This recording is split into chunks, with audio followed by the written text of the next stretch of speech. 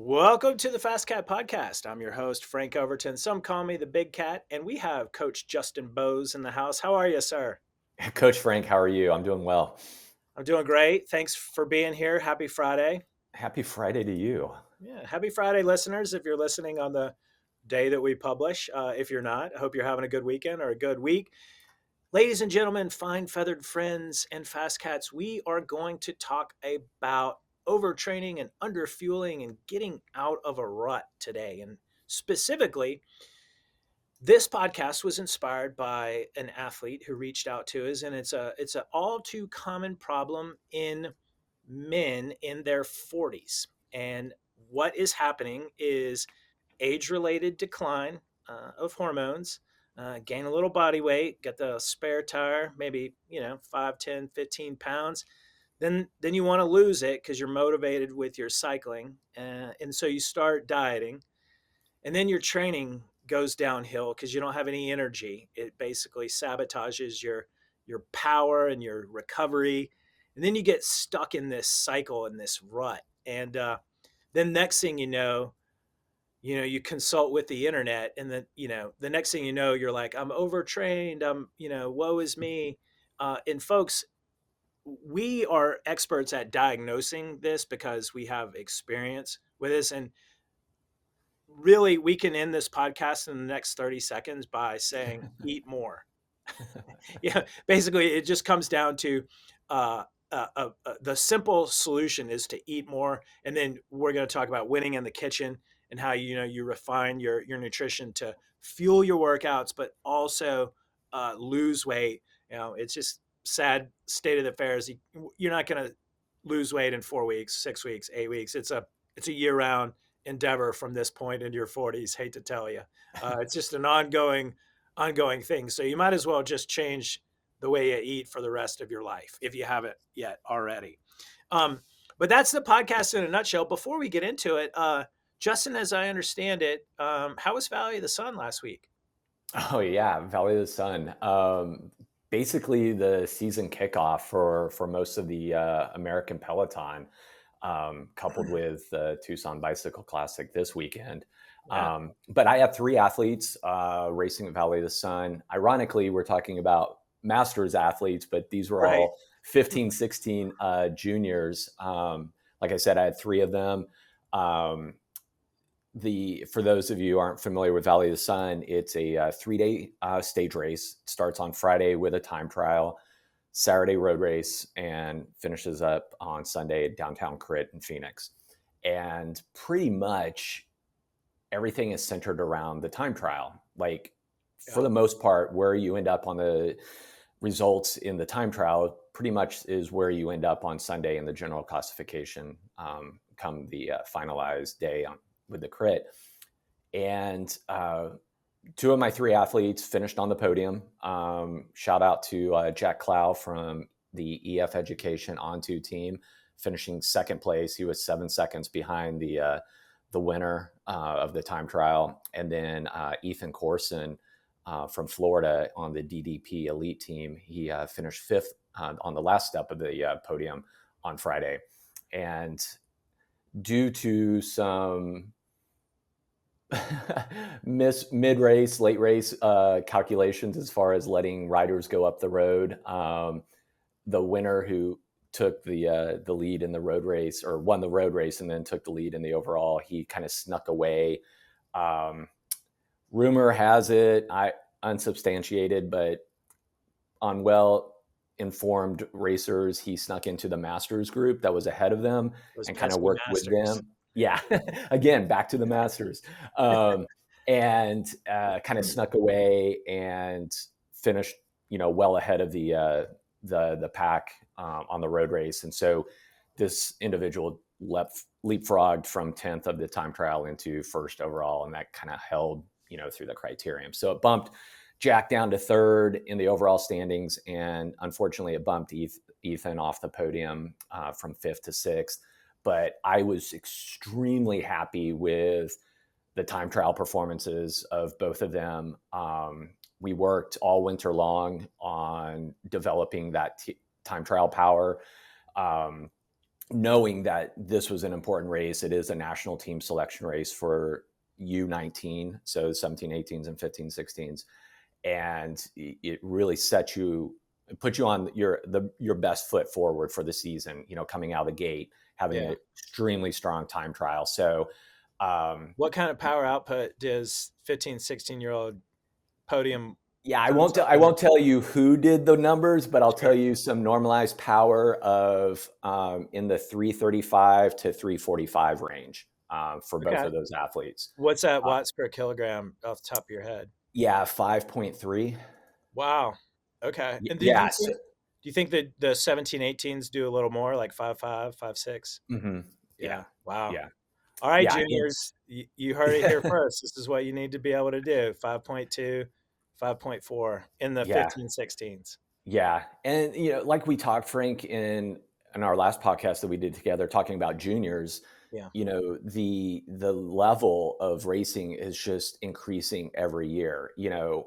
It was only a handful of years ago where 4.5, 4.8 maybe was Yeah. enough Hmm. to win those TTs, but Hmm. not anymore. And that's for And 30 minutes thereabouts, this 28. this is a 22, 23 minute effort. Okay. Okay. So I mean, a full 20-minute power test More or by any less. stretch of the imagination, Yeah. and unfortunately, in the 30 plus years this event's been going on, this was the worst weather conditions we've ever seen Oh, in no. terms of wind. Mm, Um, mm. you always have some breeze out there in the middle of the desert. But I've got some videos I need to share with you, but it was like a consistent 30-mile-an-hour wind Oh, and yeah. then wind gust over 40 miles an hour. So you had this blistering, blazing tailwind on the way out, and then a right tail cross to the turnaround. So it's like a dog leg to the right course. And then you do a flip in the middle of the highway, and then you come back. So it's then a cross headwind on your left side, and then you turn left for the finish stretch. And then it's just, a full 10-minute, all you can do head down into 30-mile-an-hour winds. Yeah, it was brutal. Yeah. Absolutely brutal. What chain ring did they use? They were just standard because it's a 53? Merck style Oh, yeah. Yeah. TT. So yeah, 53, 54 chain rings. Um, yeah, they're not allowed to use TT bikes. They can use Right. TT helmets, shoe coverings. Mhm, They're limited to 50 mil tall wheels. mhm. Um, but yeah, and the other divisions above 19, the U23s and the Pro ones can use full TT rigs, but the Yeah. juniors, the U19s, all have to race on their road bikes. Right, right. Well, I'll have to go back and look in my files. I've had two athletes win the time trial at the Valley of the Sun, and then go on to win the GC. Tom Hmm. Zerbel in 2006. Hmm. That was his first pro race, first pro GC win. That was a great day to be a coach. And then I Yeah. also took a CU rider down there in 2008 as a Cat 3, won the TT, held on as a one man Yeah. GC fighting machine Nice. those races work out. Got his Cat 2 upgrade. I love that race. That's such a fun one. Yeah. But Yeah. I know what I was going to say. I'll have to go back and look at their power for the time trial. I think the time trial was a little bit longer back It then. was. This Yeah, is this is new in the last 3 years. This yeah. course. Yeah. But I don't recall them doing over 5.5. I think I mean I want to say like 5.2. I think for the Cat 3 it was like 4.8, 4.9. I have to go back and look. It's been Yeah. That's a long time It's ago. a while ago. Yeah, yeah, yeah. That's awesome. Yeah. Um, But it's interesting that we're talking about masters yeah. racers today, and the lack of our bodies producing the amount of hormones that we need to combat, the weight gain and the muscle mass and everything like that. Whereas, these juniors that I coach, I'm talking to them about, you've got all the hormones you will ever need Oh my gosh, coursing through your bodies right now. coursing through their So veins. yeah, I mean, so apart from smart eating and strategic eating and things like that, I mean, we don't have to worry about, weight gain, and we don't talk about, race weight and things like that, because with smart coaching and smart diet, your body's going to find its optimal race weight on Yeah. its own, you know. Oh So, boy, were those the days, right? just plates of pasta and Yeah. refined sugar and Yeah. Who yeah, cares? Who just cares? naturally skinny. Nowadays, everyone, and that's what we're talking about today. It's just eh, you got to watch what you eat. You really Yeah. do. And with Yeah. age-related decline, the changes in your hormones, yeah, it's just natural to gain weight when you get into your 40s if you haven't already. And Mhm. that's what we're talking about. I do want to mention one thing real quick. While you were at the Valley of the Sun, Coach Jake and I were doing the Sweet Spot Saturdays ride. Yes. Speaking of Yes. masters, Yeah. and we had like 100 people show up. For anyone that missed it, our next ride is March 1st. We're Yep. going to do 2,500 kilojoules. It's a progression. This past week we did 2,250. Took me about 3.5 hours. It took Jake like sub 3, and then he went on to do a century. Just That mocking it guy. at 4 watts per kilogram for the whole like 4 hours. Yeah. Yeah. Yeah. But he said we had riders. I guess there was a Canadian cyclocross national champion that went toe to toe with Jake the whole Okay. time, and then pulled the last like 20 miles. So Wow. it was a great group, very diverse. We did an A, B, and a C group. I led the C's, Jake led the A's, and then we did an E group that was rubber banded, and that was the more like don't want to ride too hard too long. But I was really proud of the group. We got on the Discord and everyone kind of cheered each other on, and everyone did 2,250 kilojoules, got in a great day. It it was kind of like an active live podcast because um, I was riding in the C's fairly easy, and we were talking training. We Right. were talking about heart rate drift and HRV, and one kid was like, "I'm 5.2 watts per kilogram," but he had no racecraft. He was like he didn't even race, and he was talking about racing, and we were coaching him through like what he needs to think about beyond just his Nice. FTP, and that Nice. was super cool. I think we really helped him out a lot. He was strong as an ox. I know the handful of athletes that I have Mhm. that have attended the Saturday rides. To an athlete, they're like, this is a godsend because Yeah, the winter that we've had here in the Mid Atlantic Southeast area has been brutal, and by this time, normally we're out on the regular, doing yeah, group rides on the weekend, and it just hasn't been the case. And no, so yeah, I get the comments in Training Peaks of just like, oh my gosh, this was so much fun, and this is what I needed. And yeah, Coach Frank was there, and I was able to ask him about this, and push me as opposed to just spinning it, in circles in my basement alone. And you know, that's so yeah, right. I'm kind of jealous that I haven't been able to jump on those because it sounds like you guys are March really 1st, banging them out. baby, next ride. I know. So the complete schedule is on our website. So March 1st, and then 2 weeks later, March 15th, and then 2 weeks later, March 30th. On March 30th, we're going to do the Uber Pretzel. That's the longest, hardest ride in Zwift. We're going to go for 3,000 kilojoules. And I've never done it. It's kind of a thing on Zwift. You get a badge, and it does like the epic KOM and all that. So if you've ever been itching to do the Uber Pretzel, join us.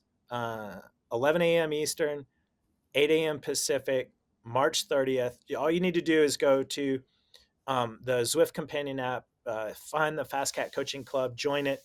You'll get an RSVP, and you can,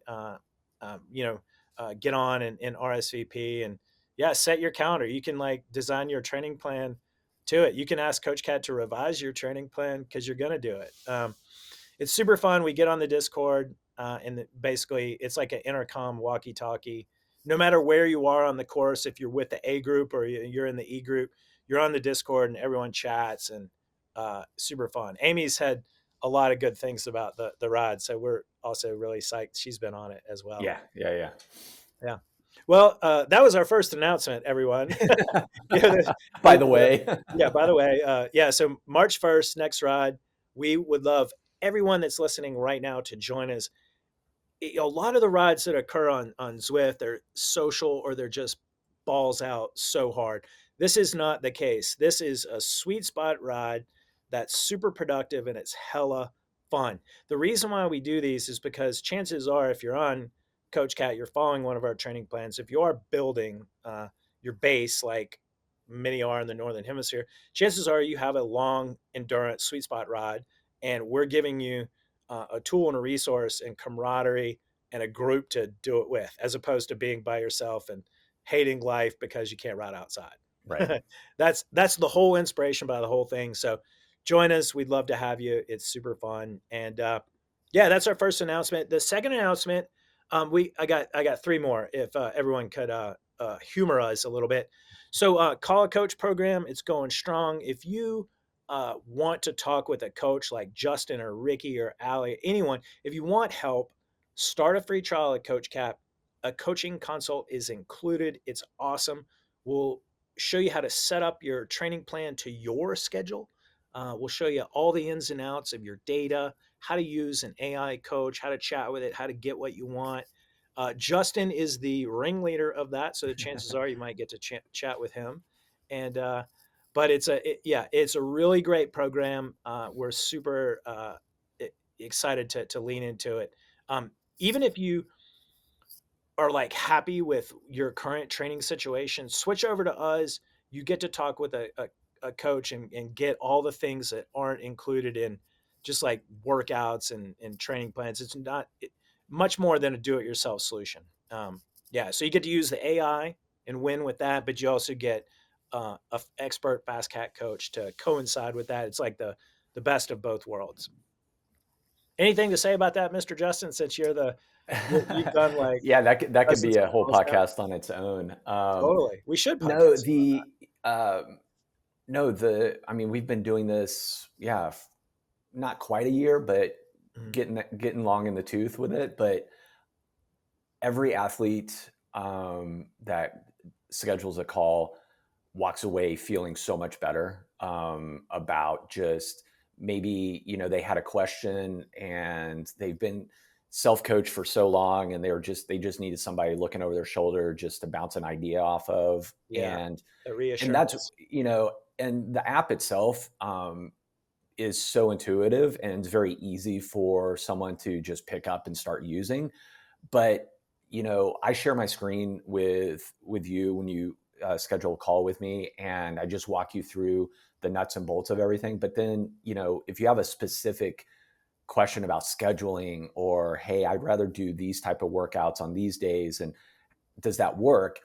And then I'll just kind of give you my overview on how I coach, my athletes, and how that can be translated into how you interpret the data and the workouts in the app, so that you don't feel like you're boxed into just a specific workout, or you have to do a specific way. I give you kind of the tips and tricks behind the scenes to get the most out of each of the workouts that Coach Cat, assigns you, where you are at in your plan. So it's great. I love doing the calls. We have a lot of fun, and more times than not, Frank, I mean, we end up talking more bike racing shop talk, sort of, Yeah, yeah, topics once we get through the nuts and bolts of what they wanted to get help with. And then it just kind of, I don't want to say devolves, but evolves into a broader conversation of just like, hey, pick my brain. You've got me yeah, here for a few more minutes. Let's talk coaching or yeah. racing or whatever. So it's really good.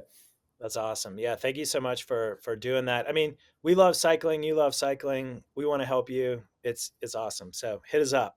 All right. Along those lines, so you may have remembered a couple weeks ago we announced a Juniors Ride Free program, and that is going very strong. So parents, continue to send your 15, 16-year old or under over to us. We'll give them a free Coach Cat subscription, and to support that program, we have two new junior training plans in the Coach Cat app. They're a part of this program, and there's the way they work. They're 4 weeks each. There's a preseason plan, and then there's an in-season plan.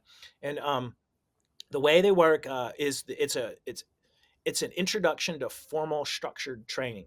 Right. We give you days you should be off, days that you have team practice and the skills that you're working on, days that you may be solo, and so you can do an introductory interval workout on Zwift or Ruby, or you can even do it outdoors. We even give you days where you should ride with your family. So parents, if you've been struggling to get your junior to ride with you, behold, this is a solution. On a Saturday and or a Sunday, we give you a family ride. We even tell the juniors when to do their homework in the plan. So hit us up. Now, the second part of the plan is the in-season plan. And we make some assumptions about your racing on the weekend and you have team practice. So it's a slightly different approach about the rest days and openers and then what you do the day after the race, perhaps do a fun ride with your family. So check it out. Let us know if you have any questions, and we hope you find these plans valuable for your junior cycling. Last but not least, announcement is we have 2 Steamboat Gravel coaching packages available. They include an entry into the coveted race. So if you didn't get in and you were thinking about hiring a coach already, go ahead and hit us up. Just reach out to help@fastcatcoaching.com, and I will be able to talk you through the specifics. But it's for the June 28th race on, well, they're not calling it a race, but it really is on Saturday. It's not the circuit race. It's for the traditional black, blue, red, green on Saturday, and we've done it every year. We've put coaches and athletes up on the podium every year. So if you want to get a piece of that action and share the knowledge we have about that race, hit us up, and the entry is included with the coaching package. Super, Justin. Should we stop babbling and talk about um, yeah, losing weight and gaining weight and getting out of a rut? Yeah, I was going to say let's get to the meat and potatoes of it, but I don't know if that's the right. Yeah, I guess if we balance our protein and our carbs together, and we'll talk about that. So yeah. So listeners, I want to share an athlete story that reached out to us, and maybe you can relate. So again, this is for masters men in their 40s. They've gained a little bit of weight, and they're like, "Oh, I got to get out of this rut." So here's the scoop. Athlete says, I've been cycling for nearly 20 years, now 44, used to race, but mostly train year round, indoors and out, 10 to 15 hours in the summer and 6 to 8 in the winter. Over the past few years, I've gained 15 pounds and I can't shake it. I have a stressful job, 2 kids, and get about 7 hours of sleep. My workouts burn 800 to 1,000 calories daily, and I watch what I eat. No extreme dieting, moderate alcohol, snacks, but the weight won't budge. Worse, I can't sustain higher heart rates or effort on the bike anymore. My heart rate won't stay above 140. I feel empty when I push. I'm barely sweating. Breaks haven't helped, and I'm wary of increasing calories while already carrying the extra weight.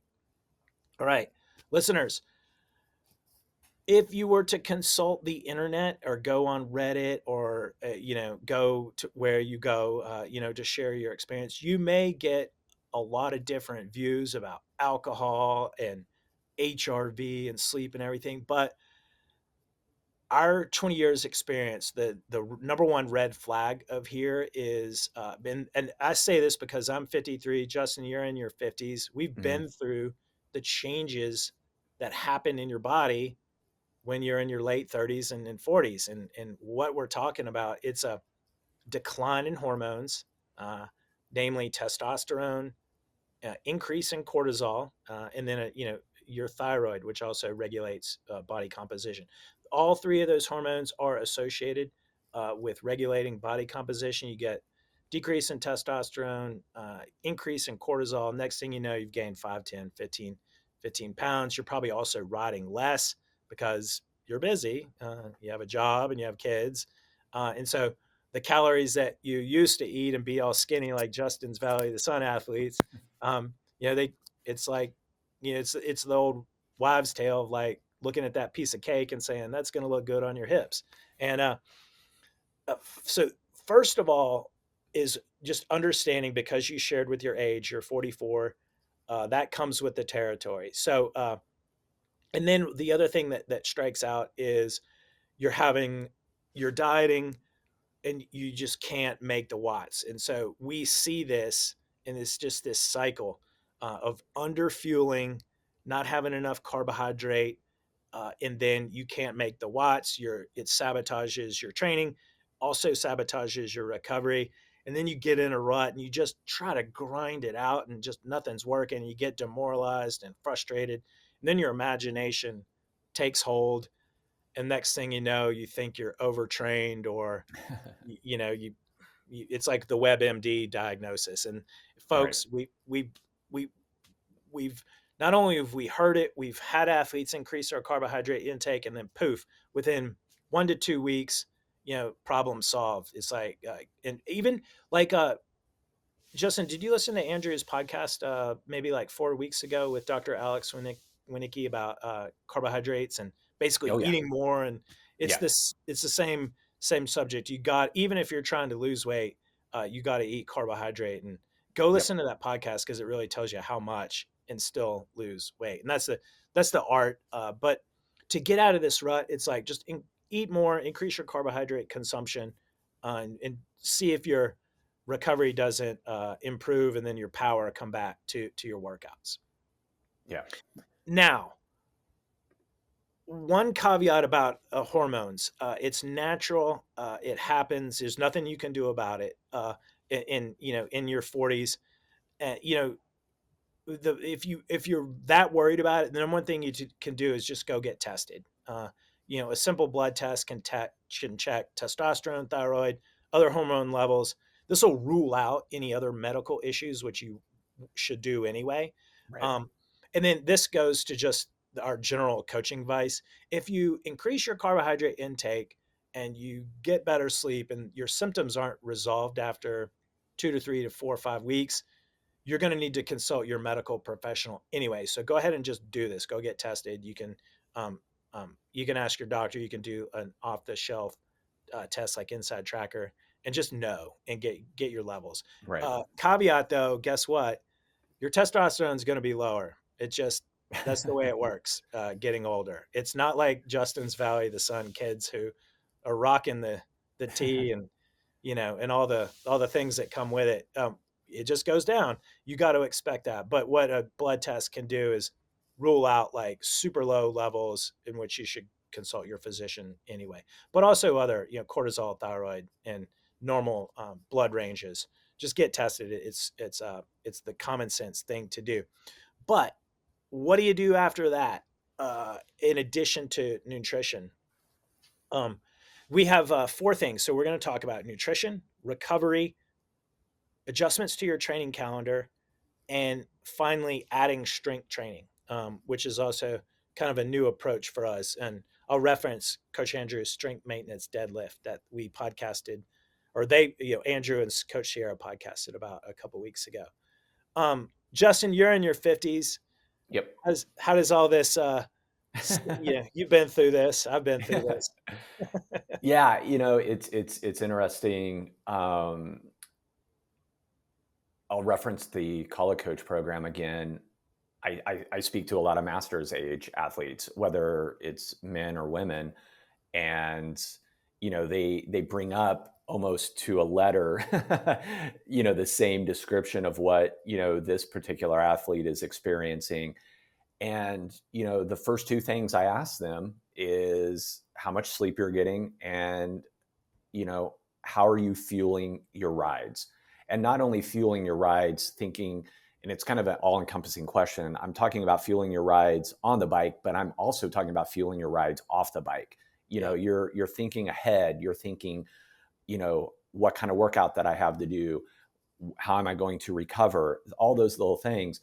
And to your point, it's again, it's probably one of the most low-hanging fruits that all athletes, regardless of age, can do to perform better almost instantly, is to eat more Yeah. and eat more carbohydrates. And you know I want to steer clear of the world tour athlete here for the most part, but that's why these men and women at the world tour level are doing the performances that they're doing right now, is because they have a nutritionist looking over their shoulder 24/7, and they know exactly how much they need to eat, and they're eating way more than back in our pro days of you starve yourself to death, and you don't eat unless you're racing that day, that sort of thing.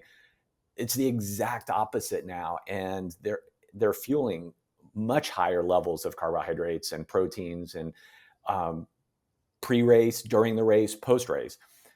back to us as mere mortals, as simple as, most of us, we get on the bike after work and we haven't eaten since, noon 30, maybe even 11:30, and we're doing a workout at 5, 6, you know, and you're expecting to like get all the way through even a 60-minute workout. You're expecting to get through a 60-minute interval session with what you ate at lunch, which was probably pretty much junk anyway. And I say junk in the sense of it probably wasn't the most well balanced. And we'll talk about what we want to look at as far as what we're putting in our faces at all of our meals. But, as simple as consuming a gel before you get on the bike, as you're changing into your kit and getting on the bike, whether it's on the trainer or heading out on the road, will make all the difference in the world. And having a gel on the way home or finishing your ride, I call it the finishing gel, to start that recovery process, so you're not famished as soon as you walk in the door or back in the kitchen from the garage or the basement from your trainer, and you can actually like take a shower and clean up and eat a responsible meal and not Mhm. raid the refrigerator. So yeah, I mean, it's it can be that simple. There are outliers, that there are underlining issues that some people have to deal with, but most of all, it's how much are you sleeping, and more importantly, how much are you fueling on the bike, and pre-bike and post-bike. That's right. Yeah. So everyone, longtime loyal listeners will recognize winning in the kitchen, and this is what we mean. It's fueling your workouts with carbs. And here's a couple of things you can try. Justin mentioned, going from 12:30 to 5 o'clock. So have an afternoon snack, carbohydrate rich, like a banana, maybe some blueberries and some almonds, yogurt and granola. Great snacks. You can even do an energy bar if you need to. The point is, have that snack in mid afternoon, even an hour beforehand, to fuel that workout. But and then like Justin said, eat post ride and maybe even take a gel. What do you call it? The finishing gel? That's Yeah, great. the finishing gel. Yeah, the I'm gonna ride use home that. gel. Yeah, Yeah. yeah. But so also the thing about the winning in the kitchen and eating more carbohydrates, it's eating more carbohydrates in a strategic way that is also includes your vegetables. That's what winning in the kitchen is about. It's eating, getting a serving of vegetables with every single meal, breakfast, lunch, and dinner. It's eating two snacks a day, so a mid-morning snack and mid-afternoon snack. Those fuel your workouts. And again, yeah, I can't. The thing about masters athletes, what I notice when I talk to them about what they eat is just, vegetables and getting your greens in are the most difficult part of food prep. And so that's often what goes out the window in preference of carbohydrate, but you got to really include them. So a lot of the recipes of winning in the kitchen include the vegetables and the greens with the carbohydrate. So go check it out on the CoachCat app. We have like 30 recipes. We also have two meal plans. One is an introductory meal plan to get you used to doing the grocery shopping. We include grocery lists, and then doing the meal prep, and then making the recipes. And then the second plan is actually a weight loss plan where you got your grocery list, you got your meal prep down, but then the recipes calls for specific amounts of the ingredients that are scientifically formulated based on your body weight and your age and your gender to undercut your your athletic output, 250 to 500 calories per day, which over time, 4 to 6 weeks and longer, will help you, improve the body composition that you want. So yeah, check it out, and then go listen to Coach Andrew and nutritionist Alice Winecki's podcast. The take home point is that as an athlete, you're a Ferrari, and carbohydrates are your fuel, like gasoline. But the way the body works, it's not like a Ferrari in terms of the Ferrari can keep going fast when it has a quarter tank. Humans are different. You go faster when you have a full tank. So your whole nutrition strategy should be keeping that tank fuel before, during, and filling it back up as soon as you can after. Athletes do better when their tanks are kept as full as possible at all times. So that's what we got to say with eating more. And let's move on to sleep. So this athlete gets 7 hours of sleep. That's average for, I would say, for men in their 40s with kids and a stressful job and all that. Just me as an athlete or just a human being, I can't sleep as much as I used to. Mhm. No matter like how long I try to sleep. Gone are the days of sleeping till noon or mid morning. You know, come 6:15 a.m., it's like no alarm, I'm awake. You know, can't really do much about that. So how do you get more sleep? You just got to go to bed early. Everyone, you know, put down the screens and develop a good 1 hour before bedtime routine. You may have to, if you're married or you talk with your partner, you have to get them on board. That's part of getting old too. So that's that. Wear a sleep tracker. And then HRV is also going to help you understand your recovery. We mentioned cortisol. That's your stress hormone. Cortisol increases. Your HRV is going to give you a general picture, not an end all, but a general picture of your stress. And if your HRV is trending lower, that's going to help you get in tune with your recovery. And then you can see with the improvements you try to make if your HRV trends back up, and then you can know what's working and what's not. And that's all included also in the CoachCat app. We sync with all the wearables, Whoop, Aura, Apple Watch, your Garmin watches that do HRV, Fitbit. Do that.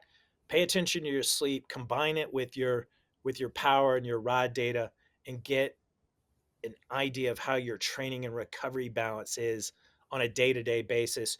Use CoachCat for modifications thereafter. But we're gonna give you a red green score every morning, and some days you should be in the red. That's what you do when you do good training. And what you Yep. want to just confirm is that you go back up in the green after proper recovery Right. days.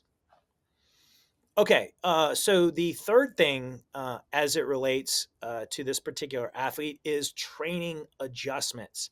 Um, and this goes into what we were just talking about. So if you wake up in the morning and it just life happens, you got a crappy night's sleep, your HRV is in the tank, and you did a hard day, and you got another hard day. Ask Coach Cat for a recommendation and get a custom workout recommendation, a modification of what you had today, and now you're tired, just what to do different. A lot of times it's going to say ride shorter, ride in zone two.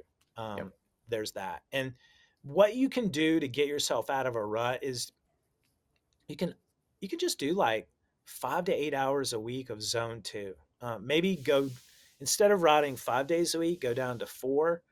Just take a rest week and just chill out. Stop doing really hard 1 hour workouts on the trainer, for gosh sakes. Those, you're perpetuating the Right. overtraining, underfueling rut conundrum. If you're just trying to just crush these really hard interval workouts, those are actually probably part of the problem.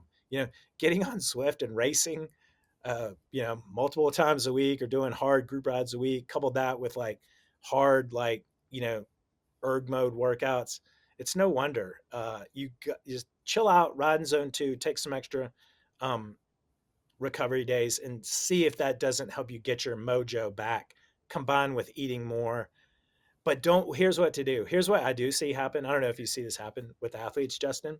You do that for like 3 days, and you're like, I'm back, and then the next thing you Right. know, it's like hit it with hard workouts, hard group rides, Yeah. and then like 3 days later, you're back in your rut. So Yeah. maybe dedicate a week or two of just like a chill out, reset training program adjustment. Yeah. With athletes who I've identified, these issues with, it's difficult because you do get to that point where, like you said, after 3 or 4 days, the athlete is like, yeah, I can do it again. Like I slept well, I'm, got 8 hours, I've got this, and things are trending in the right direction. But that's, to me as a coach, that is another flag to say, good, we're on the right track. Let's give it a couple more days. And then we're going Mm. to get back on the bike. because to your point, every time I've seen it every time is like, I'm back. Yeah. Okay, go. And they get right back into it, because the irony of all this is our bodies don't differentiate stress, right? We have our stress at work, which we associate as bad stress, or we have stress at home, and we associate that with bad stress. But when we work out and we do intervals and hard structured workouts, that's stress too. I now we are we're wired to associate that as good stress, but our bodies just know it as stress, and it perpetuates that cortisol spike, in our bodies, that will continue to push out those hormones, and our bodies hold on to the calories that we put into it, which turns into fat, which turns into the pounds that we want to get rid of, all of those things. And if we don't like hard reset and stop that cycle, then we're in that perpetual, spinning cycle of, I'm right back where I started from, and sometimes even worse. Yeah. And so Feel good. I feel bad. yeah, exactly. Uh, And that's just it. It's just you go in these peaks and valleys, as opposed to a good trend cycle up of like, yes, I'm finally sleeping well. I'm finally eating well. I can handle the stress at work or at home. And then we can reintroduce, because as amateurs and, masters athletes and things like that, we really don't have anything on our schedule that is so hard pressed that it's worth risking our health and taking like 2 weeks of a good reset to come back from, as opposed to, I've got the state championships coming up and blah blah blah. It's like, yeah. but what's more important? Because like you said at the top of the show, Frank, is that this isn't a quick fix. Like, this doesn't like solve the problem within a couple weeks or a couple months. It's a year long, and then it's a process, and then it should become habitual, in the sense of, this is a lifestyle change that we have to look at. We have to eat differently, we have to sleep differently, we have to look at training differently. And when we do that, when we rewire and reframe how we look at how we approach our training, that's when the results come back. And then that's when we're satisfied and happy and doing everything. And, I shared with an app athlete yesterday on a Call a Coach call. I told him, like, I'm still putting out some of my best power numbers from like 10 years ago. It's because I'm eating right, I'm getting as much sleep as I possibly can, and I'm handling what I'm doing on and off the bike and balancing it well. So, I'm not saying like, I'm anybody special because of that. It's just, it can be done, Oh, and it's just being smart and erring on the side of being conservative, and not trying to chase something that's really kind of meaningless in the grand scheme of things. Um, your health is, you only get one chance at it, and so take care of it. yeah. Agree. 100%. So, everyone, when you're eating well, recovering well, your training should feel good. There's no bad weeks or none of these troughs. For months and months and months, you might have like a bad week when you're training really, really hard where you don't feel like that great. But, the things that you read about on like Instagram, when you see athletes talking about how their training is really tough and not doing great, it's like, maybe try eating more. Yeah, Yeah. So what does we call it a zone two reset yeah, adjustment to your training? What does that look like? So Monday off, Tuesday maybe 60 to 90 minutes. Go by heart rate over watts because hmm, you're fatigued and suppressed. Wednesday, maybe like a recovery spin or off if you're fatigued or if you're busy. Thursday, zone two, 60 to 90 minutes. Friday off, maybe some strength and conditioning, some yoga, light weights.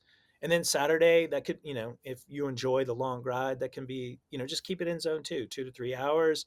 Same thing on Sunday, a little bit shorter, 60, 90 minutes. And all total, that's 5 to 8 hours of zone two training.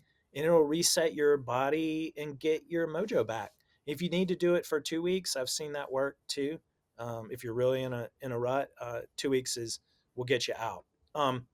Yeah, so try it out, everyone. And then the fourth thing that we want to talk about, I did mention on Friday do some light weights, and so We have talked about at length strength training. Sierra and Coach Andrew talked about weightlifting approximately 4 weeks ago on the podcast. And in there, they talked about lifting weights year round. Now, loyal listeners know I'm not a fan of lifting weights year round. Here's why: traditional strength programs introduce a lot more stress, and that's what athletes think about year round weightlifting. We have a new perspective on that. We definitely do a traditional weightlifting program in the off season, 10 weeks, hardcore, 4 phases: lift heavy, lift powerful and light, squats, leg press, leg curl. Well, what we're talking about is the year-round lifting, the maintenance work. This is what Andrew and Sierra talked about. This is what we're talking about adding. We're not saying go back and do squats and leg presses. What Andrew described was a maintenance deadlift. A maintenance deadlift with a trap bar, concentric only. Go watch it on YouTube. Go check out the training tip. It takes about 10 minutes, thereabouts, a couple of sets. Do it on a Saturday or a Thursday before your rest day, and then you get to honor the rest week. You know, I have gotten a lot of feedback, Justin. People are like, I can't do that at my gym. I'll get kicked out. It's like, Yeah. just go buy a trap bar, do it in your backyard on the Yeah. grass. Yeah. Drop that thing. Yeah. That's the eccentric motion of holding it while you go down and setting it down gently. That's what you're trying to eliminate Right. and get out of your training. That causes the muscle fatigue that just pretty much messes up your power output on your bike workout. So Right. that's the whole thing. Trap bar deadlift, drop it, remove the stress, see, add that to your routine and see if that doesn't help as well. And then guess what? When you get done with your season and it's the off season, go back and do the traditional Right. weightlifting program, and it's a win-win. All right, everyone. Uh, that is pretty much what we recommend to get out of a rut. Eat more, recover better, amendment to your training plan, and then add in some strength training. Also get tested. Very, very important if you're worried. Probably don't go to the internet and seek out a Do not diagnosis. go to the internet. You could ask us, because that's what we're here for, and we're experienced at that. You can ask CoachCat. Uh, to be honest, this is where we're smarter than the AI. The AI is not going to pick up on pattern recognition of multiple symptoms diagnosed. So, yeah, yeah, just little, nothing against CoachCat, but we're smarter in this instance. Yeah, yeah. Uh, Everyone, that's more or less it. If you like this podcast, leave us a review. Reach out if you want to talk to Justin or some of the other Fast Cat coaches. Start a free trial. You get a complimentary coaching call. And if you're a subscriber already and you haven't done your call, go find that link and we'll hook you up. It's our pleasure to speak with you. Don't forget the Sweet Spot Saturday ride next Saturday, March 1st, juniors program, and then the SBT entries. Yes. Justin, are you going to do a big ride this weekend? Yes, weather is looking, I guess, somewhat favorable to do that tomorrow and Sunday. So yeah, I've got some back-to-back, probably road tomorrow and then big gravel ride on Sunday. So That's awesome. yeah. Well, I woke up to 3 inches of powder here in Boulder this morning, but I'm flying back to Connecticut this weekend. I'm sad to say there's so much snow in the woods. There's no mountain biking. And it's just, I'm telling you, the New England winter hits a lot harder than out here in Colorado. And Oh yeah. sadly, I have not ridden outside this year in New England. I believe it. Yeah. But that's why Sad. the Zwift rides are going strong. So Right. everyone, you can find me on Zwift this weekend. There you go. Yeah. All right, listeners, thanks so much for listening. Thank you to Coach Justin for being here. Have a great weekend or Friday or week or wherever you are and you're listening. And you know what to do. Work hard, ride fast, have fun, and as always, try to FTFP. But if you can't, consistency is the new FTFP. Thanks for listening, everyone. We'll see you back here next week.